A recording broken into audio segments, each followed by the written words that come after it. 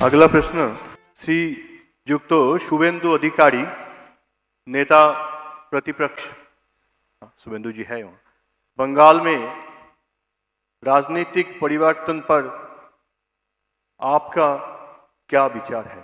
उसके बारे में आप सब लोग जो सोच रहे हो वही हमारा सोचना है, इससे अलग नहीं है। তিনি বলেছেন আপনারা আশঙ্কা করছেন, আমি বলছি অলরেডি ওয়েস্ট বেঙ্গল ইফেক্টেড। এর থেকে বড় জিনিস আর কিছু নেই। 2026-এর মার্চ এপ্রিলেই এই বাংলায় ভোট। মমতা বন্দ্যোপাধ্যায় চতুর্থবারের জন্য ক্ষমতায় আসবেন কিনা বা এই রাজ্যে পরিবর্তন হবে কিনা, ডাবল ইঞ্জিন সরকার বিজেপি সরকার গড়বে কিনা, সেই প্রশ্নের উত্তর দেবেন এই বাংলার ভোটাররা। এবং সেই ভোটের দিকে তাকিয়ে যেটা সবচেয়ে বড় প্রশ্ন এই রাজ্যের সাধারণ মানুষদের এবং অধিকাংশ বিজেপি কর্মী সমর্থকদের, যে কেন্দ্রীয় সরকার কি করছে। যে কোনো ইস্যুতেই তারা টেনে আনেন কেন্দ্রীয় সরকারকে, যে কেন্দ্রীয় সরকার কি করছে। এবং সেই সঙ্গে কেন্দ্রীয় সরকারের চেয়েও বড় আরেকটা ইস্যু তারা টেনে আনেন, যে আরএসএস কি চাইছে। এমনিতেই এই রাজ্য তৃণমূল, মমতা বন্দ্যোপাধ্যায় এবং আরএসএস কে নিয়ে প্রচুর ধরনের ন্যারেটিভ ছড়িয়ে রয়েছে এতদিন, প্রচুর ন্যারেটিভ। এবং এই সবগুলোই যে বিজেপির পক্ষে নেগেটিভ, সেগুলো আর নিশ্চয়ই আপনাদের বলার অপেক্ষা রাখে না। কিন্তু আমি যেটা বারবার আপনাদের বলি, যে যাদের বিরুদ্ধে ন্যারেটিভ শুনছেন তারা কি বলছেন সেটা আপনারা শোনার চেষ্টা করুন। কে কি বলছে সেটা না শুনে তারা নিজেরা কি বলছেন সেটা বোঝার চেষ্টা করুন। আপনারা জানেন এই যে রাষ্ট্রীয় স্বয়ংসেবক সংঘ তাদের 100 বছর পূর্তি উপলক্ষে রবিবার কলকাতায় এসেছিলেন, পশ্চিমবঙ্গে এসেছিলেন রাষ্ট্রীয় স্বয়ংসেবক সংঘের সংঘ চালক মোহন ভাগবতজি। এবং তিনি রবিবারে সায়েন্স সিটিতে একটা অনেকক্ষণ, প্রায় কয়েক ঘন্টার একটা বড় স্প্যানে তিনি সাধারণ মানুষের সঙ্গে বসেন। তিনি প্রথমে 3টে সেশন ছিল এখানে, যেখানে আমিও আমন্ত্রিত ছিলাম বিশিষ্ট অতিথি হিসাবে। প্রথম 2টি সেশনে তিনি আরএসএস এর কাজকর্ম এবং তারপরে নতুন ভারত গড়তে আরএসএস এর ভূমিকা সম্পর্কে বলেন, এবং তারপর সাধারণ মানুষের প্রশ্নের সরাসরি উত্তর দেন। এই প্রশ্নোত্তর পর্বটা চলেছিল 2 ঘন্টারও বেশি। মানে সাধারণত দেখা যায় না, এবারই প্রথম এই 100 বছর পূর্তি উপলক্ষে সংঘচালক নিজে প্রতিটি মানুষের প্রশ্নের সরাসরি জবাব দিচ্ছেন। বিভিন্ন রকমের প্রশ্ন ছিল, সমাজ সংস্কার থেকে শুরু করে আরএসএস এর ভূমিকা সমস্ত ছিল। একটুখানি প্রতিবেদনের মধ্যে এতটা আমি বলতেও পারবো না। কিন্তু আমাদের যেটা জানার ছিল যে আরএসএস বাংলার এই পরিবর্তন নিয়ে আদৌ ডবল ইঞ্জিনের সরকার আসবে কিনা, এই চোর দুর্নীতিবাজ অনুপ্রবেশকারীদের আশ্রয়কারী দলটা এই রাজ্য থেকে হারবে কিনা, সেটা জানার জন্য সবাই অপেক্ষা করে বসেছিল যে আরএসএস এর ভূমিকা এখানে কি ছিল। এবং আরো কিছু প্রশ্ন ছিল, যে প্রশ্নটা রাজ্যের বিরোধী দলনেতা শুভেন্দু অধিকারী করেছিলেন এবং তার সঙ্গে আরো অনেকজন করেছিলেন, যে এই যে বাংলাদেশের মতন ঘটনাগুলো ঘটছে, মুর্শিদাবাদে হিন্দু হত্যার মতন ঘটনাগুলো ঘটছে, এইগুলো এই রাজ্যের মানুষকে কতটা জাগাতে পেরেছে। সরাসরি রাজ্যের বিরোধী দলনেতা এবং অন্যান্যদের প্রশ্ন ছিল সংঘচালক মোহন ভাগবতের প্রতি। আজকে এই নিয়ে আমি আপনাদের বিশদে কিছু বলবো না, কারণ দুজন মানুষ, একজন প্রশ্ন করেছেন, একজন উত্তর দিয়েছেন। এবং রাজ্যের বিরোধী দলনেতার কাছে আজকে আমি বিধানসভায় গিয়েছিলাম, সেখানে এই মোহন ভাগবতের প্রশ্নের উত্তরের পর তার কি মনে হয়েছে এই দৃষ্টিভঙ্গিটা আমি তুলে এনেছি। প্রথমে দেখুন সায়েন্স সিটিতে শুভেন্দু অধিকারীর প্রশ্ন, এবং তারপর সংঘচালক ঠিক কি বলছেন আপনারা নিজের চোখে দেখুন, নিজের কানে শুনুন। अगला प्रश्न श्रीयुक्त शुभेंदु अधिकारी, नेता प्रतिपक्ष, शुभेंदु जी है वहाँ, पश्चिम बंग। प्रश्न ऐसे है, बंगाल रणनीतिक रूप से अत्यंत संवेदनशील क्षेत्र है। बंगाल में बढ़ते हुए इस्लामिक कट्टरवाद पर संघ का क्या मत है? सन 1947 से 1947 से लगातार बांग्लादेश में हिंदुओं के प्रति हिंसा की घटनाएं हो रही है। हाल ही में बांग्लादेश में एक हिंदू व्यक्ति को जिंदा जलाकर उसकी हत्या और उससे पहले बंगाल के मुर्शिदाबाद में हुए ऐसी तरह के घटना के बीच समानता दिखाई देती है।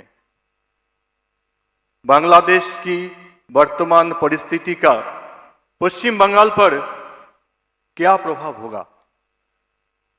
साथ ही बांग्लादेश से हो रही मुस्लिम घुसपैठ बंगाल के जनविन्यास को भी प्रभावित कर रही है। ऐसे किस प्रकार से रोका जा सकता है? जिन क्षेत्रों में हिंदू कम संख्या में है वहां वे कैसे अपनी सुरक्षा सुनिश्चित करें? बंगाल में राजनीतिक परिवर्तन पर आपका क्या विचार है? अरे उत्तर हुआ नहीं ना, अभी उत्तर होगा बाकी।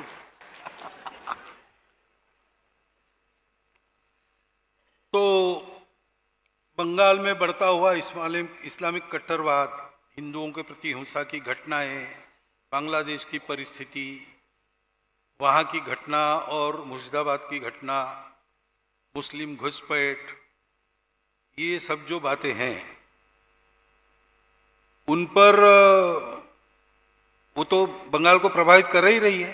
करेगी क्या, ऐसा सवाल क्या है?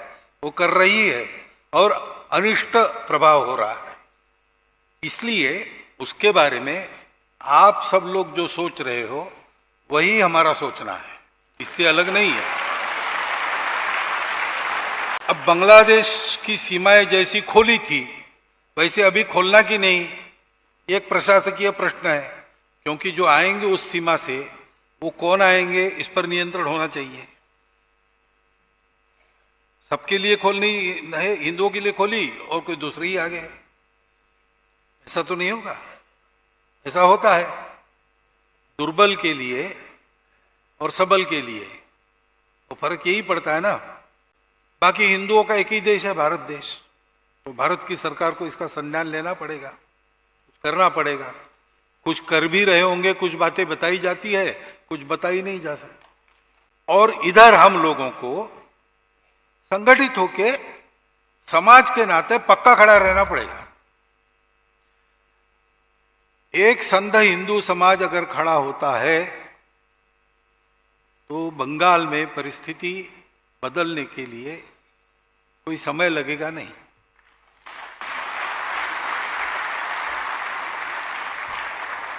अब रही बात आखिरी प्रश्न की, राजनीतिक परिवर्तन के आपके क्या विचार है, तो मैं आपको फिर एक बार बताना चाहता हूं कि राजनीतिक परिवर्तन के बारे में सोचना मेरा काम नहीं है।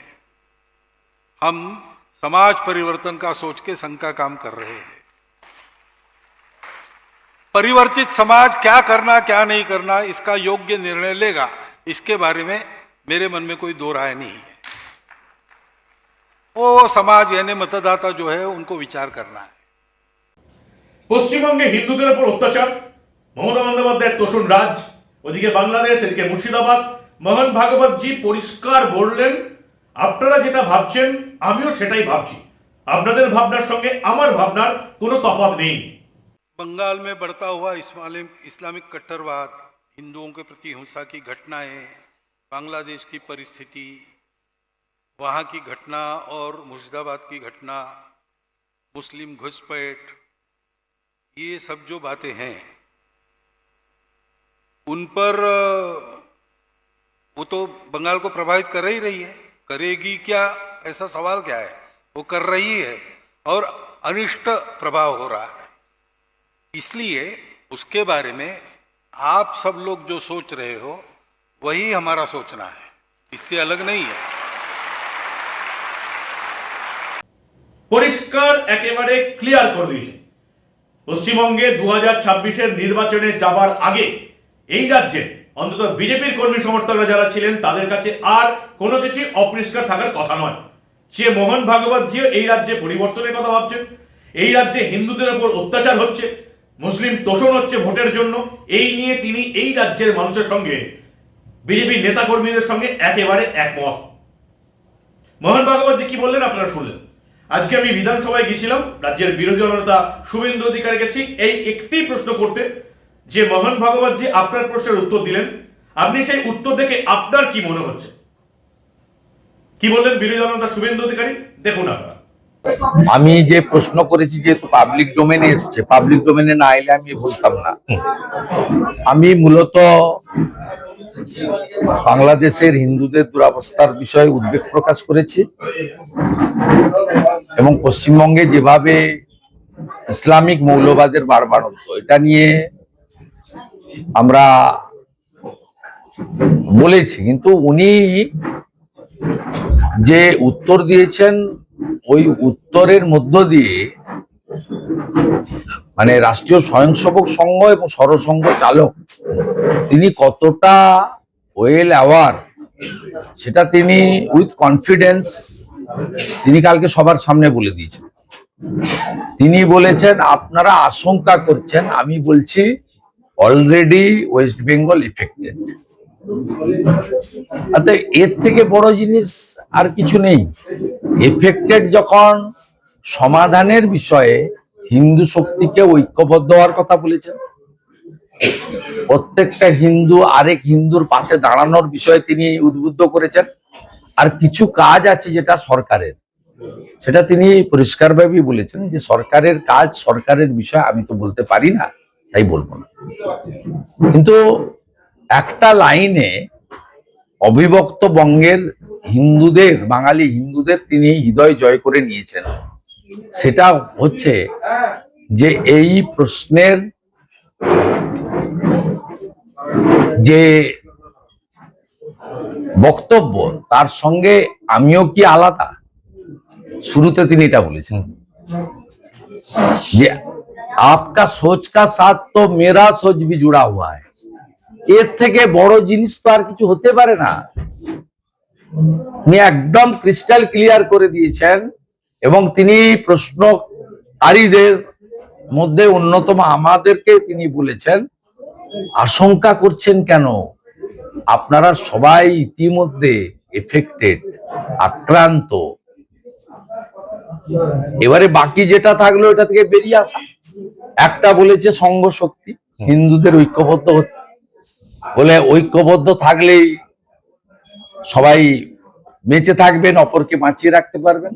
আর দ্বিতীয় বলেছেন সরকারের কিছু কাজ আছে, সেটা সরকারই বলতে পারবে, সরকারই করতে পারবে, আমার বিষয় না। আর পরিষ্কার বললেন পরিবর্তন হচ্ছে, এটাও একদম উচ্চারণ করলেন, প্রথমবার মনে হয় শুনলাম আমরা। তিনি তো পশ্চিমবঙ্গের লোকেদের উপরে ছেড়ে দিয়েছেন যে আপনারা চাইলেই পরিবর্তন হবে। আমার বিশ্বাস আপনারা সেটা চাইবেন, রাজনৈতিক ভাবে নয়। তিনি তার জায়গা থেকে সামাজিক সংগঠনের কর্তা ব্যক্তি হিসেবে তিনি বলেছেন ব্যবস্থার পরিবর্তন। ব্যবস্থার পরিবর্তন মানে আমরা যারা সচেতন নাগরিক, আপনি, আমি, আমরা সবাই বুঝে নিয়েছি। এই বিষয়ে উনাকে মিসকোট করার দরকার নেই।